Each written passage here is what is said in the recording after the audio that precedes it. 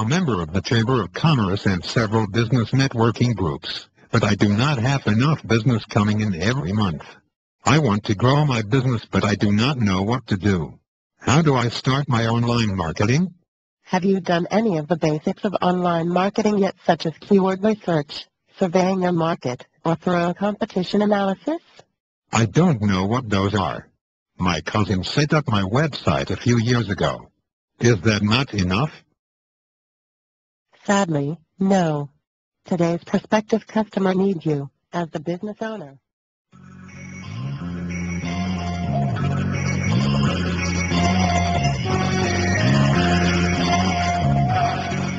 Tayong mga Pilipino ay sadyang mahilig sa negosyo.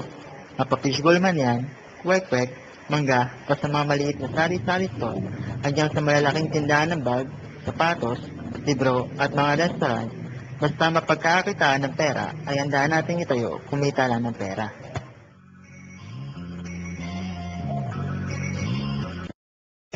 Una, ano nga ba ang commercialization? Salita pa lang, matutukoy na natin ang ibig sabihin nito. Ito yung mula sa salitang commercial o nagtataglay ng katangian ng commerce o business. Paano nga ba nakatutulong ang mga internet sa pagko-commercialize ng mga produkto at serbisyo?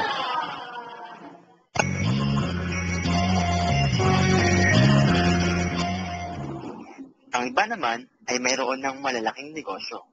Gumagamit pa ng TV commercial at internet para lalong sumikat at mang-engganyo ng mga tao. Tulad ng Jollibee, Goldilocks, Greenwich, Forever 21 at ang B-Club. Ang B-Club ay isang dating American shoes na ngayon ay may mga offer na shoes, bags, shirts at iba pang mga apparel.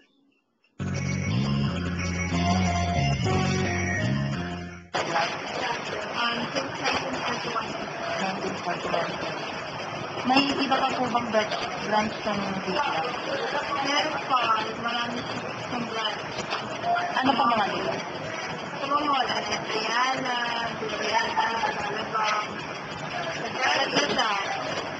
Sa mga province meron din. May website po ba? Dito po wala.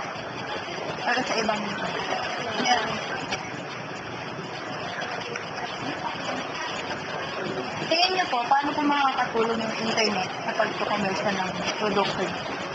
Kasi ngayon, almost lahat ng tao yung gamit. Siyempre, through internet, marami kang makuha information. Pwede yun, advertisement. Internet lang. Marami rin po ba kumuorder through internet? Sa amin dito, wala kang gamitin. Ano pa yung mga strategy sa marketing? Siyempre, marketing dito na? Opo, para sa mga pilis. Customer service, customer service, pagtawag pag-asin.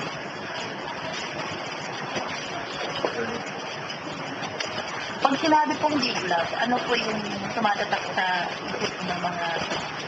Kasi dapat quality. Yung quality ng mga product. Saka yung consistency ng mga... Ano po ba yung mga product? Siyempre, ladies shoes, ladies shoes, and mga bag.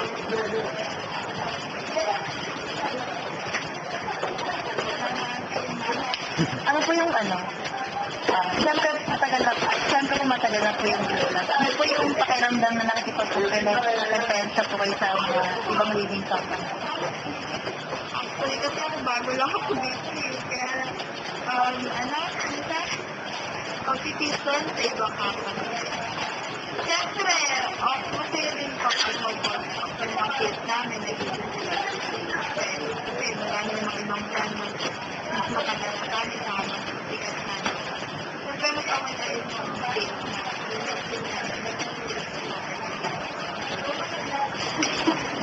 Thank you po. Ngayon, bukod sa mga TV commercial, billboard at print ads, ginagamit na rin ang internet sa pagko-commercialize ng mga produkto at serbisyo.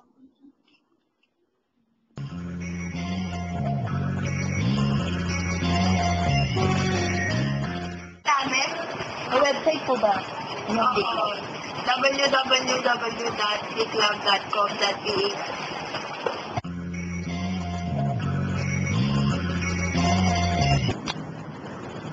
Maraming pwede gawin sa internet, gaya ng pag-research ng project at pag-Facebook. Tama. Alam mo ba na ngayon, ginagamit na rin ito sa pagnanegosyo? Naman, ang iba ay may mga online business at online stores na makikita sa internet. Pwede din gamitin ang mga social networking sites tulad ng Facebook upang magnegosyo. Kailangan lang kuhanan ng litrato ang mga nais mong ibenta. Pagkatapos, i-upload mo at i-post sa iyong Facebook account. Siyempre, kailangan mong ilagay ang presyo nito at ang iyong contact information.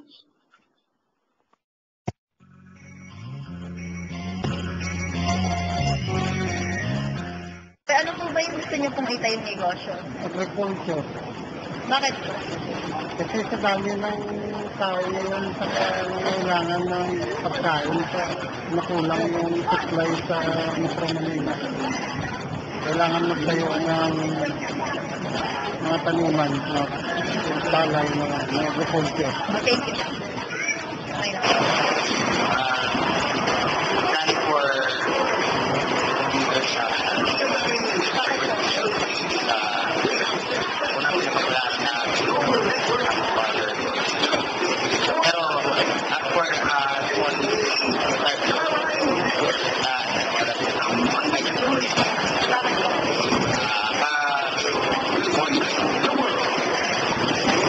Ano ba yung gusto niyo pong itayo na negosyo?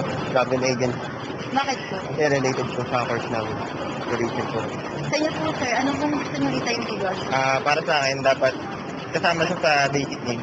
Yung product niya dapat sa basic needs. Kasi alam natin na tatangalikin niya ng tao. Katulad Kasi, po naman. kunwari, bench. Yun, mura siya. Saka, ayun nga, parang kaya siya bilhin ng tao. Parang affordable. Ano ba yung gusto niyong itayong negosyo? Siguro yung mga restaurant, mga kainan. Bakit po? Kasi mas yun yung click eh. Mahirap kasi magbenta ng kung ano rin eh. Diba? Tapos hindi naman mag-click. Siyempre, ang iisipin mo yun. Alam mo, kikita ka. Thank you.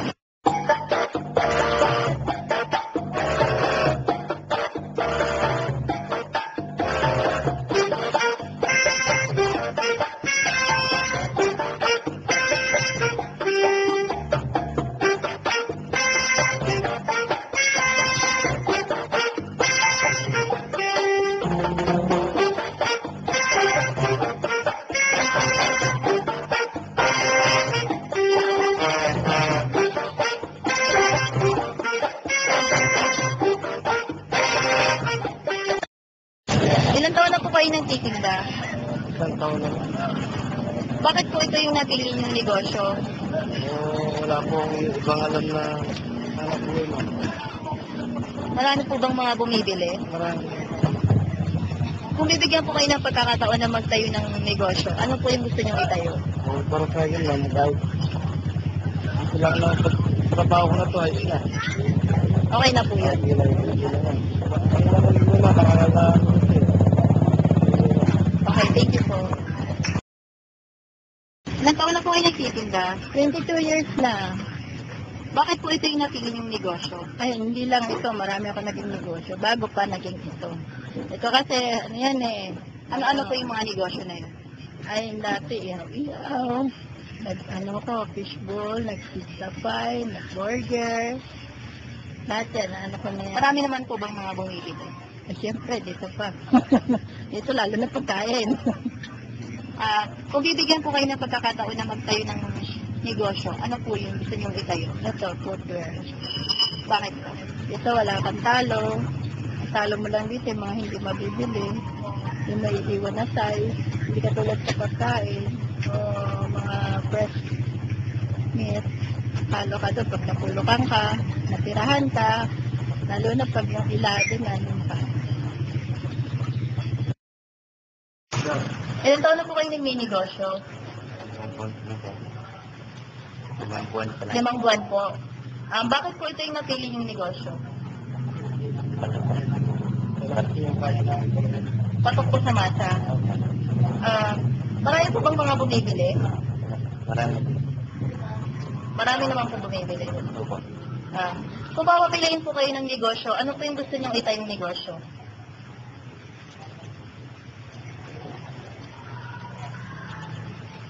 Kumain ng... Kung papapiliin po kayo kung gusto niyo pong magtayo ng negosyo, ano po yung gusto niyong itayong negosyo? Kung papapiliin po kayo. Grocery. Grocery po. Bakit po? Mas malakas na Mas malakas po yung benta. Ikaw po kuya, ganun din. grocery din po. Kasi malakas din po. Malakas din po yung benta. Thank you po. Base sa survey, lahat ng nais nilang mga negosyo ay pwedeng ilagay sa internet. Kung saan, kahit nasa malayo kang lugar, maaabot na sila sa pamamagitan ng internet. At pwede mong i-market ang iyong negosyo o ang iyong mga produkto.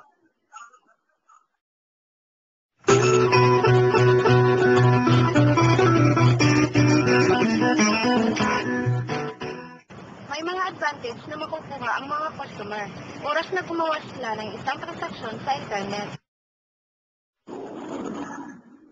Una, mapapabilis nito ang transaksyon.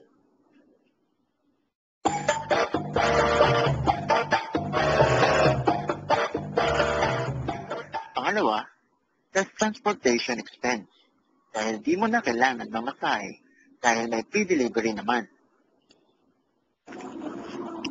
Pangatlo, hassle-free.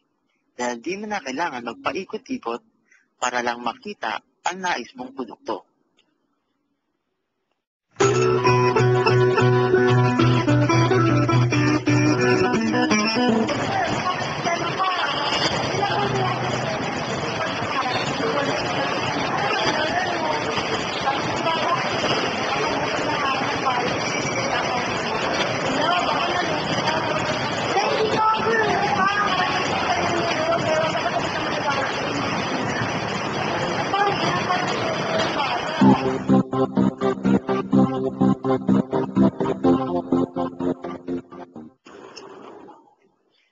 Phishing email. Ang phishing email ay isang email na nagsasabing pinadalan ka ng mga impormasyon na kailangan mong pilapan, tulad ng bank account information, credit card number, at mga password. Kadalasan, lumalabas ito oras na pumasok ka sa isang peke pero mukhang tunay na website. Huwag magpasilaw sa mga murang produktong ibinibenta sa internet dahil maaaring ito isang pain lamang upang ikaw ay mag-ansyo. Tandaan, walang manloloko kung walang magpapaloko. Ngayon, marami na ang nagbago. Kung dati, walang gumagamit ng internet sa pagninegosyo, ngayon marami na. At ito ay upang ma-promote ang kanilang mga produkto. Madalas, ginagamit din ang internet sa panloloko pagdating sa negosyo. Huwag magpaloko. Laging tandaan na kung walang magpapaloko. Walang manloloko. Kaya, bago magtayo ng isang negosyo, siguraduhin mo na napapatungtong ito. Dapat, pag-isipan muna at pagplano para maging matagumpay ang negosyo. Kami ang magpapala si Beth. Para sa ulan, Negosyo! you're insecure, don't know